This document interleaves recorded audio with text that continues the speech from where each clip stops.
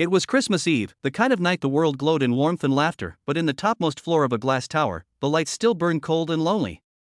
Daniel Royce, the youngest self-made CEO in the city, sat by his office window with a glass of untouched wine, watching snow drift past the skyline. His phone buzzed with a dozen party invitations, yet none meant anything. Every year he promised himself he'd take a break, maybe spend Christmas with someone, anyone, but somehow, work always became the excuse. Maybe because it was easier than remembering that there was no one waiting for him, he smiled bitterly at the empty city below. "Merry Christmas, Daniel," he muttered to his own reflection, unaware that fate was already preparing a knock on his door that would shatter the silence he had chosen for years. That knock came just as the clock struck 9. It was faint, hesitant, almost lost in the sound of the wind. When he opened his office door, he didn't find an assistant or a courier. Instead, there stood a man in a worn-out jacket, his breath visible in the cold, holding the hand of a little girl clutching a broken toy reindeer. "I'm sorry, sir," the man said quickly. "We were passing by. My daughter's toy broke, and the lights from your office were the only ones still on. We thought maybe someone here could help fix it."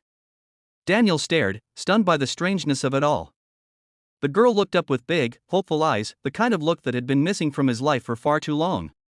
"Please, mister," she whispered, her voice trembling. "Dasher doesn't light up anymore. He could have sent them away.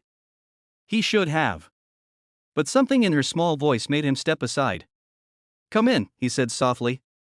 "Let's see what we can do." The warmth of his office swallowed them as the little girl placed her toy carefully on his desk. The single dad, his name was Liam, explained they'd just come from a small community Christmas fair nearby, but their car had broken down, and they were walking to the bus stop when the girl's favorite toy snapped.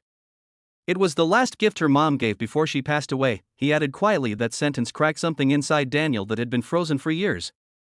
He looked at the toy, a simple, cheap plastic reindeer, and then at the girl, who was watching every move of his hands. He wasn't used to being watched with trust. He'd spent too long surrounded by people who only sought his wealth, his success, never his heart. He fumbled with a screwdriver from his desk drawer, pretending to focus on fixing the toy, but what he was really fixing was something deeper, the aching emptiness inside him. "You know," he murmured as he replaced a tiny battery, "when I was your age, I used to wait every year for Santa. But one year, he stopped coming. Guess he forgot where I lived." The little girl tilted her head. "Maybe he didn't forget," she said softly. "Maybe he was just waiting for you to smile again." That single line hit him harder than any corporate loss ever had. He smiled, a real, unguarded smile, and pressed the switch. The reindeer's nose flickered, then glowed bright red. The girl gasped, her joy filling the room like music. She threw her arms around him. "Thank you, mister." Daniel froze, then slowly hugged her back, something tight in his chest loosening for the first time in years. Liam smiled quietly. "You've done more than fix a toy tonight, sir." But Daniel shook his head. "Call me Daniel. And please, don't go yet. It's Christmas Eve. Let me at least get you both something warm." He led them to the small office kitchen, made hot cocoa, and found leftover pastries from the company party that had ended hours ago. The girl ate happily, her laughter echoing off the sterile walls that had never known joy before. Hours slipped by as snow thickened outside. Liam told stories about his daughter, about how she kept him strong after losing his wife, how she believed Christmas could fix anything. Daniel listened, his heart aching with envy and admiration. For the first time, he wasn't thinking about deadlines or stock prices. He was thinking about life. When midnight neared, Liam stood up. "We should go. We don't want to trouble you any more than we already have." But Daniel looked at the snowstorm raging outside and shook his head. "You're not walking anywhere tonight. Stay here, I insist." So they did. The three of them sat in the conference room, wrapped in spare blankets, watching the city lights flicker below. The little girl fell asleep with her toy glowing beside her, her small hand resting on Daniel's. "Funny," Daniel whispered. "All the money in the world, and I never felt Christmas until now." Liam smiled.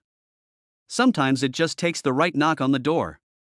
The next morning, sunlight poured through the glass windows. The storm had cleared, but Daniel's world had changed forever. He watched the little girl wake up, rubbing her eyes, and suddenly realized something. He didn't want them to leave over breakfast, he asked, almost nervously. "Do you two have plans today?" Liam chuckled. "Just trying to get the car fixed, I guess." Daniel hesitated, then said, "I know it's a bit sudden, but would you both join me for Christmas dinner tonight? I've never had one." "Not really. Liam looked at him for a long moment, then nodded. We'd love to. That evening, Daniel's cold penthouse, a place that once echoed only with silence, filled with the smell of food, the sound of laughter, and the warmth of a family that wasn't bound by blood, but by something deeper. The little girl danced around the tree he'd never bothered to decorate before, her reindeer glowing proudly in her hands. Daniel watched her, his eyes misty. You fixed more than a toy that night, he said softly to Liam. You fixed me. Years later, people would say that the once lonely CEO became a man who never spent another Christmas alone, because on one snowy night, a broken toy and a knock on the door reminded him of what life was really about. And every year after that, when the lights on his Christmas tree flickered on, a small reindeer with a glowing red nose sat proudly at the top, a symbol of the night everything changed.